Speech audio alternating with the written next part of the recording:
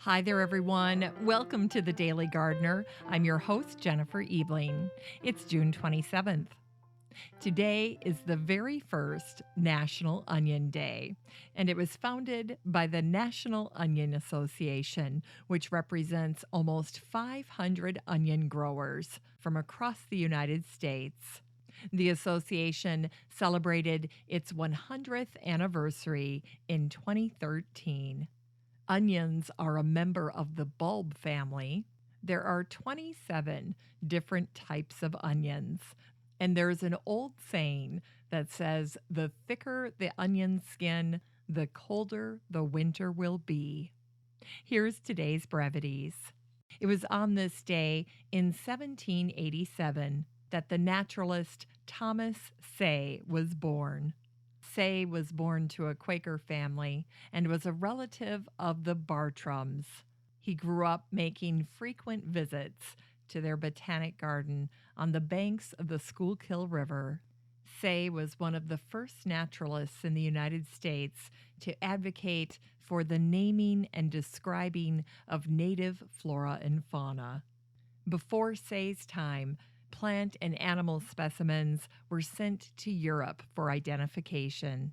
The long sea voyage would take a toll on specimens, and there were often errors. Say died from typhoid fever on the 10th of October in 1834 at the age of 47. His long obituary ended with these words: "On the 8th, the hopes of his friends were flattered by a deceitful calm. On the day following, these hopes were chilled.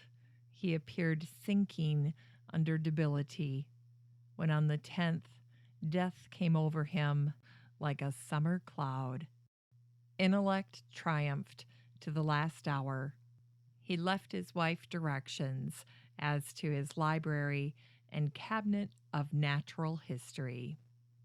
And it was on this day in 1861 that the Courier and Argus out of Dundee, Scotland, reported the death of a botanical guide, William Williams.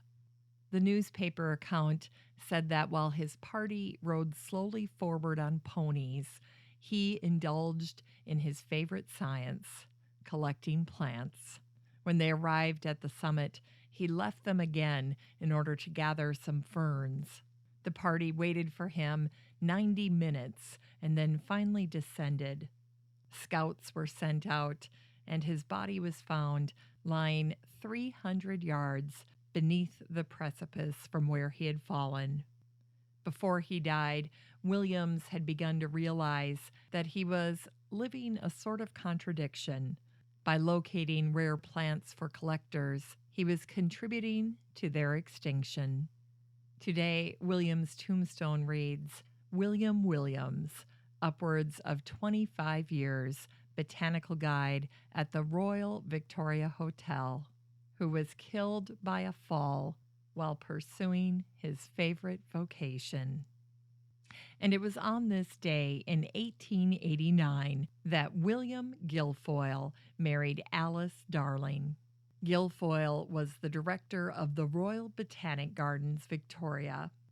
When he married Alice, he decided to take his first holiday from the gardens in 17 years. They took a 9-month grand tour of British and European gardens and forests. It was really quite the experience, and it's documented wonderfully in this book called Mr. Guilfoyle's Honeymoon. I'll put a link to it in the show notes, and just so you know, you can only get it on Kindle. And it's the anniversary of the death of Elizabeth Cabot Agassiz. She was an American naturalist and educator and the first president of Radcliffe College in Cambridge, Massachusetts.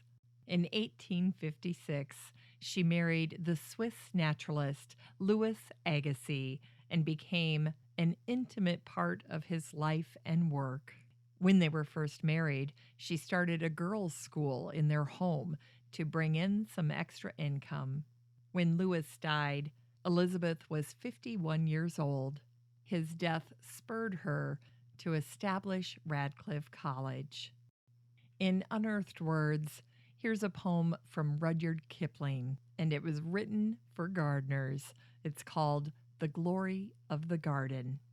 Here's an excerpt. For where the thick laurels grow along the thin red wall, you will find the tool and potting sheds, which are the heart of all. The cold frames and the hot houses, the dung pits and the tanks, the rollers, carts, and drain pipes with the barrows and the planks. And some can pot begonias, and some can bud a rose, and some are hardly fit to trust with anything that grows.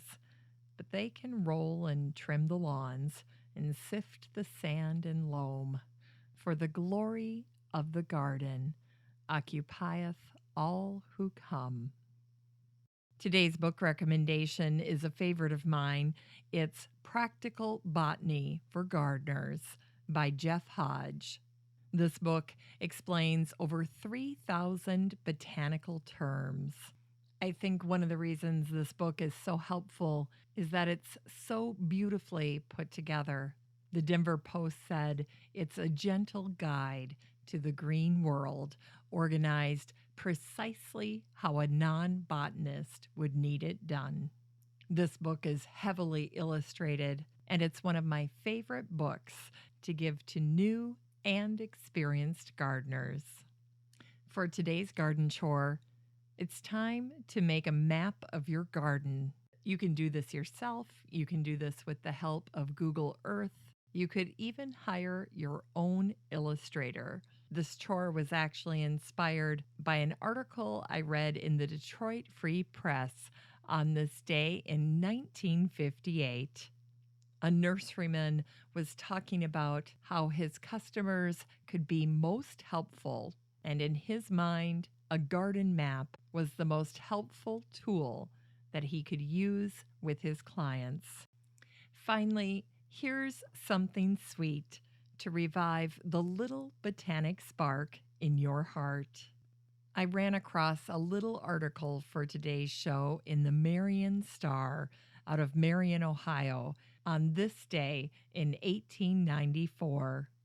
The article was titled Blooming Beauties, and it contained these charming brevities. Sweet alyssum is the most satisfactory of all the hardy annuals. It flowers early and late and all the time. And then it offered this little tip. A simple way to remember the difference between the Virginia creeper and the poison ivy is this.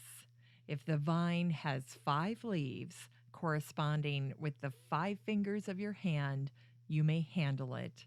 If it only has 3 leaves, you may not. Thanks for listening to The Daily Gardener, and remember, for a happy, healthy life, garden every day. The Daily Gardener is produced weekdays in lovely Maple Grove, Minnesota. You can find complete show notes over at thedailygardener.org, and be sure to share the show with your garden friends. You can find The Daily Gardener on all your favorite social media, Instagram, Twitter, and Pinterest, and of course, Facebook. While you're over at Facebook, don't forget to join the Daily Gardener community. Just search for these 3 words, Daily Gardener Community. The group will pop right up, and then request to join. Finally, I want to thank my team at Podfly Productions, where my fabulous editor is Eric Begay. Have a great day in the garden, and we'll see you tomorrow.